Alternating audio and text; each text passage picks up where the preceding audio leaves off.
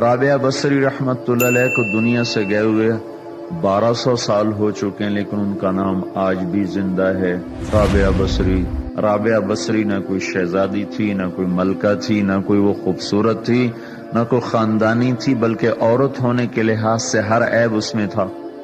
ان کی عادت یہ تھی، وہ روزانہ عشاء کی نماز کے بعد غسل کر کے کپڑے بدل کے اپنے خامن سے پوچھتی، آپ کو میری ضرورت ہے؟ اگر وہ کہتے کوئی نہیں ہے تو پھر پوچھتی مجھے اجازت ہے؟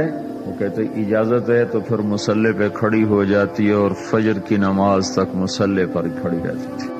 ان کا خامن جلدی فوت ہو گیا، جوانی میں ہی بیوہ ہو گئی، تو حسن بصری بصرہ کے امام، کیا سارے مسلمانوں کے امام تھے، وہ خود آئے، خود چل کے آئے کہ میں آپ سے شادی کرنا چاہتا ہوں۔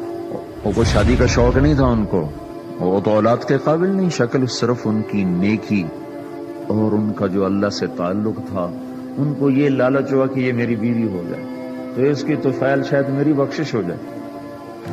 تو ان کے پاس آئے، کہنے لگے رابعہ میں آپ سے شادی کرنا چاہتا ہوں، خود پیغام لے کر آئے۔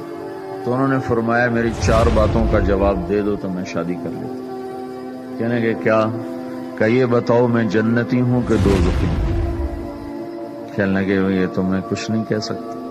اچھا یہ بتاؤ جب اللہ تعالیٰ قیامت میں اعمال نامے اڑائے گا، کسی کے سیدھے ہاتھ میں آئے گا، کسی کو الٹے ہاتھ میں آئے گا، میرے سیدھے ہاتھ میں آئے گا کہ الٹے ہاتھ میں؟ کہنے لگے یہ بھی کچھ نہیں بتا سکتا۔ کہنے لگے اچھا یہ بتاؤ جب اللہ نیکیوں کو تولے گا، کسی کی نیکیاں بڑھ جائیں گی، کسی کے گناہ بڑھ جائیں گے، میرے گناہ زیادہ ہوں گے نیکیاں زیادہ ہوں گی؟ کہ یہ بھی نہیں بتا سکتا۔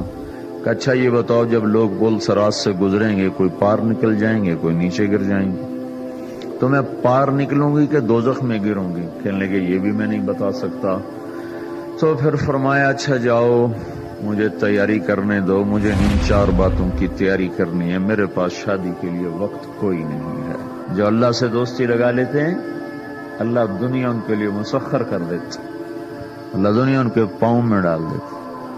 تو جب ان کا انتقال ہوا، رات کو ان کا انتقال ہوا، تو اپنی خادمہ سے کہا بس 2-4 آدمی بلا کے مجھے جلدی سے دفن کر دو، کسی کو نہ بتاؤ، صبح لوگوں کو بتا دینا، اور مجھے کفن دینا میری اس چادر میں جس میں میں تہجد پڑھا کرتی تھی۔ تو انہوں نے راتوں رات دفن کر کے صبح اعلان کیا، شور مچ گیا، ہائے کیوں بتایا، کیوں نہیں بتایا، کیوں؟ تو اگلی رات ان کی خادمہ نے ان کو خواب میں دیکھا، سبز لباس پہنا ہوا، حسن و جمال، سورج چہرے پہ چمک رہا۔ پوچھا آپ کے ساتھ کیا ہوا؟ کہا میرے اللہ نے میرے ساتھ بہت عمدہ معاملہ کیا۔ کہا آپ کی وہ چادر کہاں گئی جس میں آپ کو کفن دیا تھا؟ کہا وہ اللہ تعالیٰ نے اتار لی ہے اور مجھے جنت کا جوڑا پہنایا ہے، اور اس چادر کو اللہ نے سنبھال کے رکھا ہے، جب قیامت کے دن میری نیکیوں کو اللہ تولے گا تو اس چادر کو بھی اس میں تولے گا۔ انہوں نے پوچھا منکر نکیر کا کیا ہوا؟ کہا وہ آئے تھے تو انہوں نے مجھ سے کہا من ربکی، تیرا رب کون ہے، تیرا رب کون ہے؟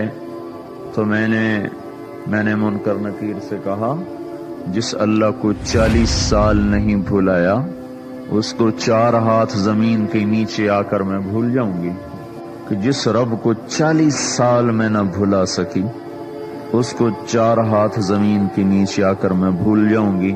تو منکر نکیر نے کہا اب اس کا آگے کیا حساب لینا، چلو بھائی واپس چلو۔